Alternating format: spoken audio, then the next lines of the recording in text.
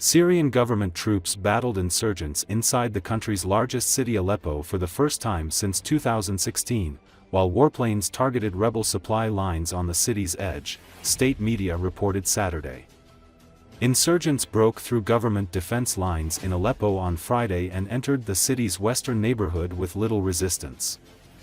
The insurgents launched their shock offensive in Aleppo and Idlib countryside on Wednesday and wrestled control of dozens of villages and towns along the way, including a strategic town south of Aleppo.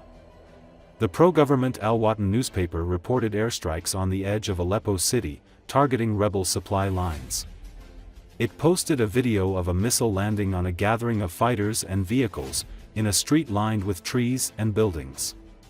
20 fighters were killed in the airstrikes that targeted rebel reinforcements, said the Syrian Observatory for Human Rights, which monitors the country's unresolved civil war. Aleppo residents reported clashes and gunfire, and some were fleeing the fighting. Schools and government offices were closed Saturday as most people stayed indoors, according to Sham FM radio, a pro-government station. Bakeries were open. In social media post, the insurgents were pictured outside of Aleppo's citadel, the medieval palace in the old city center, and one of the largest in the world. In cell phone videos, the insurgents recorded themselves having conversations with residents they visited at home, seeking to reassure them they will cause no harm. State media reported that a number of terrorists, including sleeper cells, have infiltrated parts of the city. Government troops chased them and arrested a number who posed for pictures near city landmarks, state media said. On a state TV morning show Saturday, commentators said army reinforcements and Russia's assistance will repel the terrorist groups, blaming Turkey for supporting the insurgents' push into Aleppo and Idlib provinces. Russia's state news agency TASS quoted Oleg Ignatiuk, a Russian Defense Ministry official coordinating in Syria, as saying that Russian warplanes targeted and killed 200 militants who launched the offensive in the northwest on Friday. It provided no further details. Aleppo has not been attacked by opposition forces since they were ousted from eastern neighborhoods in 2016 following a grueling military campaign in which Syrian government forces were backed by Russia, Iran and its allied groups. The attack on Aleppo followed weeks of simmering low-level violence, including government attacks on opposition-held areas. Turkey, which has backed Syrian opposition groups, failed in its diplomatic efforts to prevent the Syrian government attacks, which were seen as a violation of a 2019 agreement sponsored by Russia, Turkey and Iran to freeze the line of the conflict.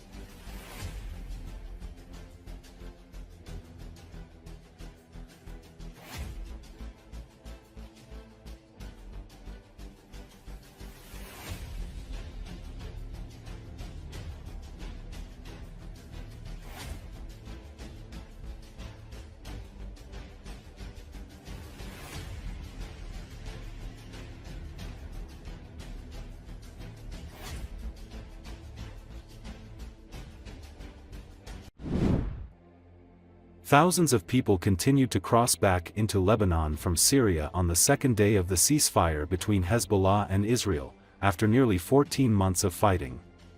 At the Jawzi border crossing in the Qusayr area of Syria's Homs province, on Lebanon's northeastern border, bumper-to-bumper cars lined up waiting to be cleared for crossing. All 4 lanes were occupied by cars making their way into Lebanon, forcing those wishing to cross into Syria to navigate off-road paths.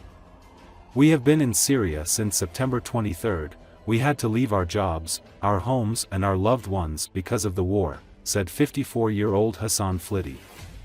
The dairy shop owner is now going back to Lebanon with his wife and 2 children.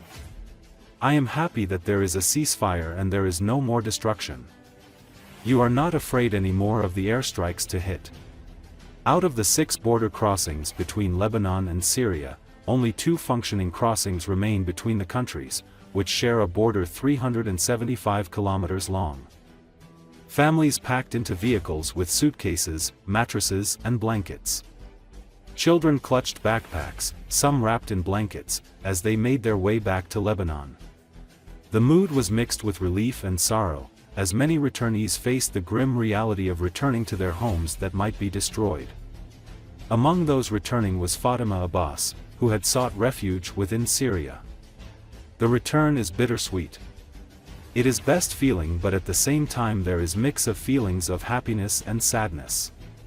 There is a pang in my heart for the Sayed and the martyrs who are gone, but thank God, we are happy for the victory, and we also pray for our brothers in Gaza for victory as well.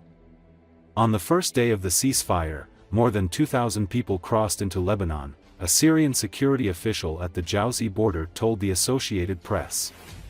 On Wednesday, more than 4,000 crossed back into Lebanon, and the number continues to rise.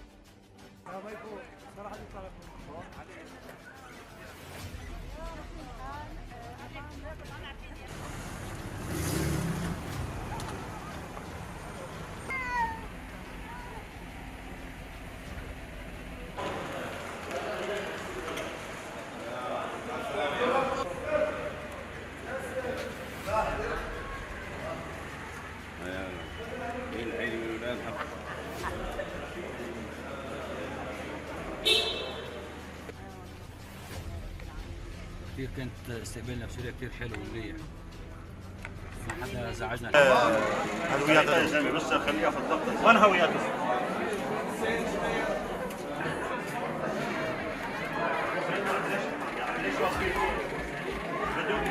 أنا من 23/9 نزحت على سوريا بسبب الحرب. نزحنا ونزلنا على سوريا، صرنا 63 64 يوم بسوريا. تركنا شغلنا وتركنا أعمالنا وتركنا بيوتنا كرمة الحرب والعدو الغاشم، وكنا نشتغل، يعني كنا نشتغل محلات ألبان وأجبان وتجارة.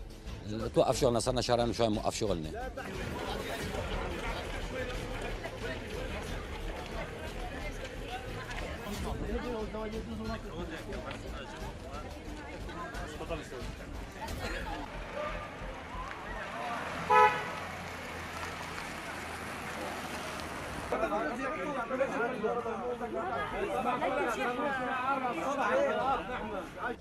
رجعني ومرتي وولادي، وشعوري مبسوط وكل شيء، انه وقف اطلاق النار وما عاد في خراب، ما عاد في يعني تخاف من اجت الطياره تضرب او ما تضرب، ما عاد خايف يعني من الطيران ومن الضرب. يعني كل العالم خافت وواحد، لانه الطيران ما قدرنا وعدو ما بيميز بين مدني وعسكري، ما يميز، يعني ضرب كثير عشوائي.